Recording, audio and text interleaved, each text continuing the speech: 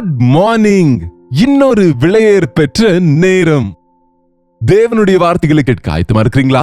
உங்களை கேட்க செய்ய வேண்டும் என்று உங்களிடத்தில் தேவனுடைய வார்த்தைகளை அனுதினமும் பகிர்ந்து கொண்டு உங்களோடு சேர்ந்து தேவனை துதிக்க வேண்டும் என்று அவருடைய வசன தியானங்களோடு ஆவிக்குரிய விதத்துல பலப்பட்டு கொண்டு பலப்படுத்த வேண்டும் என்று நான் எவ்வளவோ வாஞ்சிக்கின்றேன். ஒவ்வொரு நாளும் தேவனுடைய வார்த்தையோடு நம்முடைய நாளை தொடங்குவது நமக்கு ரொம்பவும் நல்லது. மற்றும் இன்றைக்கு கர்த்தருடைய நாள் இது, உயிர்த்தெழுதலின் நாள் இது. ஞாயிற்றுக்கிழமை ஆலயத்துக்கு போவோம், ஒரு சிறிய தியானத்தோடு ஜெபிப்போம். பரிசுத்தரே, எமக்கு நன்றி ஆண்டவரே. இன்னொரு முறை உம்முடைய ஆலயத்தினுடைய மேன்மை உணர்ந்து கொள்வதற்கு எங்களுக்கு உதவி செய்யும்படிக்கு இயேசுவின் நாமத்திலே ஜெபிக்கிறோம் பிதாவே, ஆமென். உண்மை சொல்லுங்க, நீங்க ஒவ்வொரு ஞாயிற்றுக்கிழமையும் தவறாமல் தேவனுடைய ஆலயத்துக்கு போகிறீர்களா? ஓய்வு நாளை பரிசுத்தமாய் ஆசரிக்க வேண்டும் என்பது 10 கட்டளைகளில் ஒரு கட்டளை. திரும்ப இங்க ஓய்வு நாள் என்றால் சனிக்கிழமை தானே, ஞாயிற்றுக்கிழமை இல்லையே என்று நீங்க பேச வேண்டாம். ஆண்டவர் உயிர்த்தெழுந்த பிறகு கிறிஸ்துவின் ரத்தத்திலே கழுவப்பட்ட நாம ஞாயிற்றுக்கிழமை அவருடைய உயிர்த்தெழுதலை நினைவு கூர்ந்து அவருடைய ஆலயத்திலே அவருடைய பிள்ளைகளாக, அவருடைய ரத்தத்தினாலே மீட்கப்பட்டவர்களாக நாம் அவரை ஆராதிக்கின்றோம். என்னால முடிஞ்ச போவேன், இல்லாவிட்டால் இல்ல என்பது போல இல்லாமல், டியூட்டி இருக்கணும், வேலைகள் இருக்கணும், ஆரோக்கியம் சரியில்லைன்னோ, சொந்தக்காரங்க வந்தாங்கன்னோ, இன்னும் ஏதோ சாக்கு சொல்லிக் கொண்டு உட்காராமல், ஒரு வருஷத்துல 52 ஞாயிற்றுக்கிழமைகள், எந்த சூழ்நிலையிலும் ஒரு ஞாயிற்றுக்கிழமை கூட நான் தவற மாட்டேன்னு ஒரு உடன்படிக்கை செய்யுங்க. எவ்வளவு பெரிய ஆசீர்வாதம் உங்க வாழ்க்கையில கிடைக்குமோ நீங்களே பார்ப்பீங்க. என்னை கனம் பண்ணுகிறவர்களை கனப்படுத்துவேன் என்றார் ஆண்டவர். தேவனுடைய ஆலயத்தை நேசிக்கிறவர்களை தேவன் ஆசீர்வதிப்பார். வேதத்தில் ஒரு வசனம் இருக்கிறது, அவர் தம்முடைய ஆலயத்திலிருந்து உங்களை ஆசீர்வதிப்பேன் என்றார். 118வது சங்கீதம் 118வது சங்கீதத்தில் இருக்கிற வசனத்திலே 26ஆம் வசனத்தின் ஒரு பாகம் இது. கர்த்தருடைய ஆலயத்திலிருந்து உங்களை ஆசீர்வதிக்கிறோம். கர்த்தருடைய ஆலயத்திலிருந்து ஆசீர்வாதங்களை பெறுகிறோம். ஆலயத்திலிருந்து அவர் நம்மை ஆசீர்வதிக்கிறார், நாம் அவருக்குள் மகிழ்கிறோம். உண்மையிலேயே ஆலயத்துக்கு போவதென்றால் எத்தனை பேருக்கு ஆசை இருக்குங்க? எப்ப ஞாயிற்றுக்கிழமை வரும், எப்பொழுது நம்ம தேவனுடைய ஆலயத்துக்கு போக வேண்டும் என்கிற ஆசை எத்தனை பேருக்கு இருக்குங்க? சங்கீதம் 122 தாவீது சொல்கிறாரு, தாவீது பாடிய ஆரோகண சங்கீதம் என்று எழுதியிருக்கு பாருங்க. இல்லங்க, கர்த்தருடைய ஆலயத்திற்கு போவோம் வாருங்கள் என்று எனக்கு அவர்கள் சொன்னபோது மகிழ்ச்சியாயிருந்தேன். அவர் அப்போதைக்கே ராஜாவா இருக்கிறாரு. ராஜானா எவ்வளவு வேலை இருக்கும் பாருங்க, எத்தனை நிகழ்ச்சிகள் இருக்கும், எவ்வளவு ஆடம்பரம் இருக்கும், எவ்வளோ ராஜான பிறகு எனக்கு என்ன வேலை, நான் தான் ராஜா என்பது போல பாருங்க. இப்ப ஒரு அதிகாரத்துக்கு வந்த பிறகு, ஒரு பதவிக்கு வந்த பிறகு அவங்க அந்த டிக்னிட்டியை மெயின்டைன் பண்ண வேண்டும் என்பது போல் ஆலயத்திற்குள்ள சென்று அங்க இருக்கிற சாதாரணமானவங்களோடு சேர்ந்து ஆராதிக்க, என்னங்க, ஒரு உயர்வான ஒரு IAS ஆபீசர் ஆன பிறகு, ஒரு கலெக்டர் ஆன பிறகு அந்த சர்ச்சுக்கு வருகின்ற படிக்காதவங்க, 10th ஃபெயில் ஆனவங்க, வாலிபர்கள், ஏழைகள், சாமானியர்கள் இருக்கும்போது அவர்கள் நடுவில் சென்று உட்காருவதற்கு அநேகருக்கு ஈகோ தடையா வரும் இல்லையா? ஆலயத்திலே ஒரு விசேஷமான உட்காரும் இடம், ஒரு விசேஷமான VIP சேர் கொடுத்தா நீங்க போவீங்களோ என்னமோ. ஆனா தாவீது பாருங்க, அவர் சக்கரவர்த்தி ஆகிவிட்டார், மகாராஜா ஆகிவிட்டாரு. ஜனங்கள் கர்த்தருடைய ஆலயத்திற்கு போவோம் வாருங்கள் என்று எனக்கு அவர்கள் சொன்னபோது மகிழ்ச்சியா இருந்தேன். நம்ம ஆலயத்துக்கு போகலாம் வாங்கன்னு சொன்னா, எனக்கு வேலை இருக்கு நீங்க போங்க என்று சொல்லுவாங்க. ஆலயத்துக்கு போகலாம் ஆயத்தமாகுங்க என்று வீட்டில் இருக்கிற கணவர் சொன்னால், நான் சமைக்கணும் நீங்க போய்விட்டு வாங்க என்பாங்க. ஆலயத்துக்கு போகலாம் வாங்கன்னா, நீ போ எனக்கு நிறைய வேலை இருக்கு என்று பெண்களை அனுப்பிவிட்டு ஆண்கள் வீட்டில் இருக்கிறாங்க. அநேகர் பிள்ளைகளை டிவி பார்த்துக்கோங்க என்று சொல்லிவிட்டு கணவன் மனைவி இருவரும் புறப்பட்டு ஆலயத்துக்கு சென்று பிள்ளைகளை வீட்டில் விட்டு விட்டு போகிறாங்க. நீங்க எப்படி நானும் என் வீட்டாருமோ கர்த்தரையே சேவிப்போம் என்று சொல்ல முடியும் சொல்லுங்க?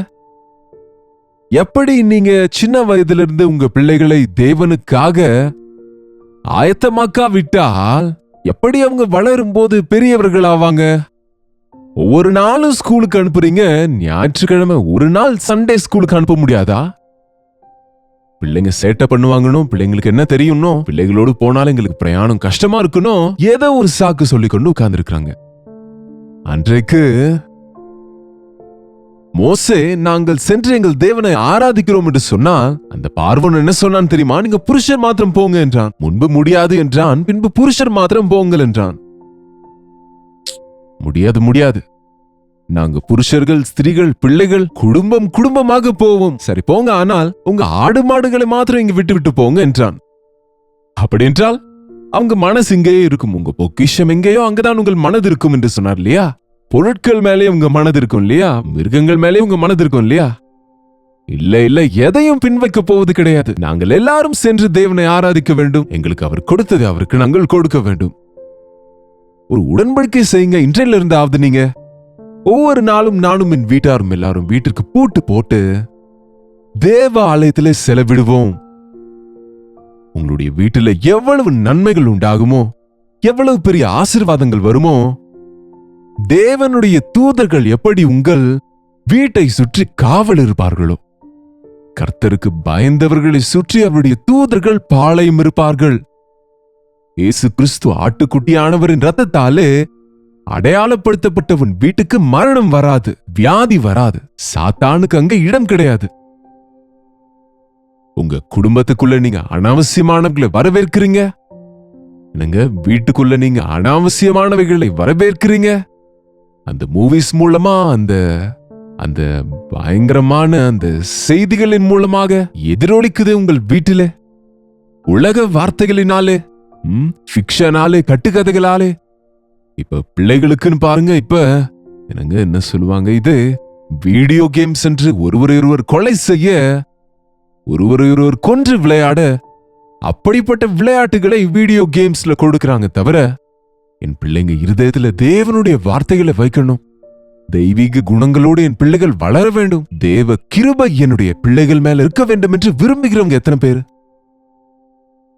இந்த லாக்டவுனுக்கு பிறகு அநேகர் இந்த ஆன்லைன் சர்வீசஸ்க்கு பழகிவிட்ட பிறகு ஆலயத்துக்கு போகிறது இல்லை நாங்கள், ஆனா எங்க வீட்டுல இருந்தே லைவ்ல ஆராதனையில பங்கு பெறுகிறோம் என்று சொல்லுகிறாங்க. தவிர தாவீதின் விஷயத்துல பார்க்கும்போது தேவனின் ஆலயத்தை நேசித்தாரு. ஒரு முறை கவனிங்க, இங்கேயே சங்கீதம் 84 10 1000 நாளை பார்க்கிலும் உமது பிரகாரங்களில் செல்லும் ஒரு நாள் நல்லது. எப்பொழுதும் வீட்டில் தானே இருக்கிறோம், 24 மணி நேரம் வீட்டிலே கிடந்து, இப்போ ஒர்க் ஃப்ரம் ஹோம் என்று சிலர் ஆபீஸ் போவதை கூட விட்டு விட்டாங்க. வீட்டிலிருந்தே எல்லாம் செய்து கொண்டு இரவும் பகலும் அங்கே வெறுப்பாகி புலம்பிக் கொண்டு அனாவசியமான சண்டைகளோடு வீட்டிலேயே உட்கார்ந்து கொண்டு ஒரு கண்ட்ரோல் இல்லாத உணவோடு சரீரத்துக்கு பயிற்சி இல்லாத நிலைமையிலே பலவிதமான நோய்களுக்கும் ஆளாவதையும் பார்த்து கொண்டு இருக்கிறோம்.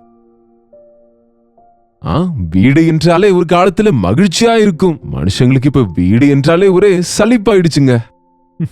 கொடுமையம் பாருங்க, என்னங்க தரித்திரம் என்பாங்க, இதை நரகம் என்று சொல்லுவாங்க. உங்க வீடு பரலோகமா இருக்க வேண்டும் என்றால் உங்களுக்குள்ள பரலோகம் இருக்கணும். வீட்டுக்குள் வெளிச்சம் வேண்டுமானால் முதல்ல உங்களுக்குள்ள வெளிச்சம் இருக்கணும். உங்களுடைய வீட்டிலே உண்மையிலேயே ஞானம் இருக்க வேண்டும் என்றால் நீங்க ஞானமான விதத்துல நடக்கணும். அது கிடைக்கும் இடம் எங்க என்று நினைக்கிறீங்க? கடைகள்ல கிடைப்பது கிடையாது, ஆன்லைன்ல ஆர்டர் செய்வதும் கிடையாது. தேவனின் ஆலயத்துக்கு போகணும். ஆலயத்திலிருந்து அவர் நம்மை ஆசீர்வதிக்கிறார். கர்த்தருடைய ஆலயத்திலே நாம் அவரை நாம துதிப்போம். உம்முடைய ஆலயத்திலே ஒரு நாள் இருப்பது 1000 நாளை விட நல்லது என்றார். 1000 நாள்னா எவ்வளவுங்க? 3 வருஷம் கிட்டத்தட்ட 365 into 3 போட்டால் என்னங்க, மோர் தேன் 3 இயர்ஸ். 1000 நாட்கள், அதாவது 3 வருஷத்தினுடைய வருமானம் ஒரு நாள் உங்களுக்கு அது கிடைக்கும் என்றால் நீங்க அந்த வேலையை செய்வீங்களா இல்லையா? 3 வருஷங்களை நீங்க சாதிக்கிறதே ஒரு நாள்ல சாதிக்க முடியும் என்று நினைத்தால் அந்த வேலையை நீங்க அலட்சியம் பண்ணுவீங்களா? நீங்க எந்த கஷ்டமும் பட அவசியம் இல்லை. அவருக்கு பிரியமானவர்கள் நித்திரை செய்கையில் அவர்களுக்கு கொடுக்கின்றார். அவருடைய ஆலயத்துக்கு சென்று அவரை ஆராதித்தால் உங்களுடைய ஆயுளும் பெருகும். கர்த்தருக்காக காத்திருக்கிறவர்கள் புதிய பலன் அடைவார்கள். உங்க வீட்டுல பாதுகாப்பு இருக்கும். உங்க குடும்பத்துல ஆசீர்வாதம் இருக்கும். உம்முடைய ஆலயத்திலே ஒரு நாள் செலவழிப்பது 1000 நாட்களை விட நல்லது. ஆகாமிய கூடாரங்களில் வாசமாயிருப்பதை பார்க்கிலும் பக்தியற்றவர்களுடைய விருந்துகளில் சென்று கல்யாணம்னு சொன்னா பாருங்க, உள்ள குட்டியோடு புறப்பட்டு விடுவாங்க. 3 நாள் முன்னாடியே போயிடுவாங்க. திரும்ப 3 நாள் அங்கேயே சாப்பிட்டு கொண்டு சுற்றி சுற்றி வருவாங்க. என்னங்க, அட அது அவிசுவாசிங்க திருமணமாச்சே. அந்த திருமணத்தில் ஆண்டவர் இல்லையே. அந்த ஃபங்க்ஷன்ல ஆண்டவருக்கே இடம் இல்லையே. அது உலக சம்பந்தமான விருந்துகளாக இருக்கிறதே.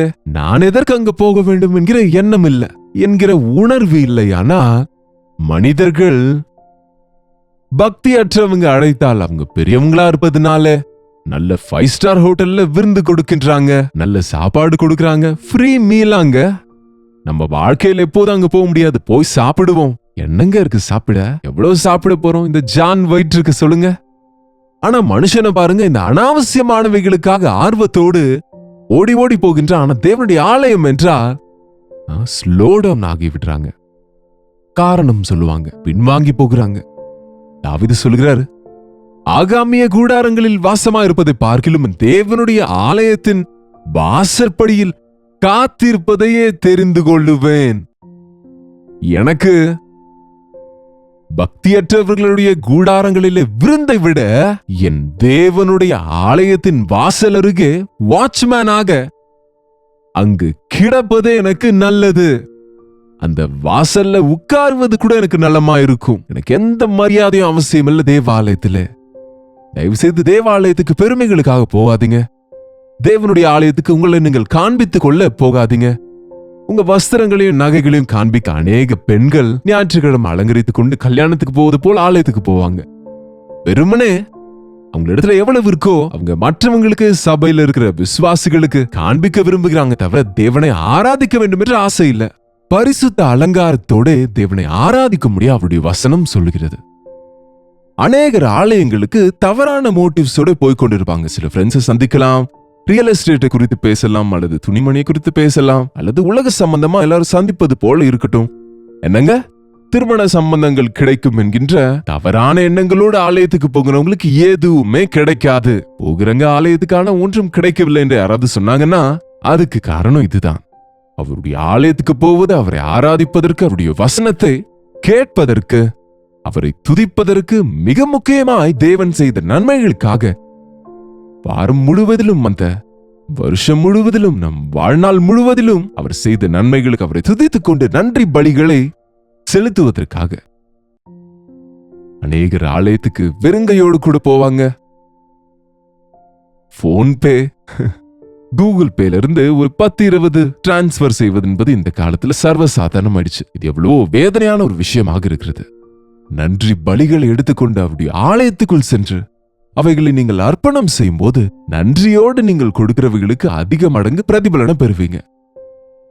செல்வோம் ஆலயத்துக்கு, ஆராதித்துக் கொள்ளுவோம்.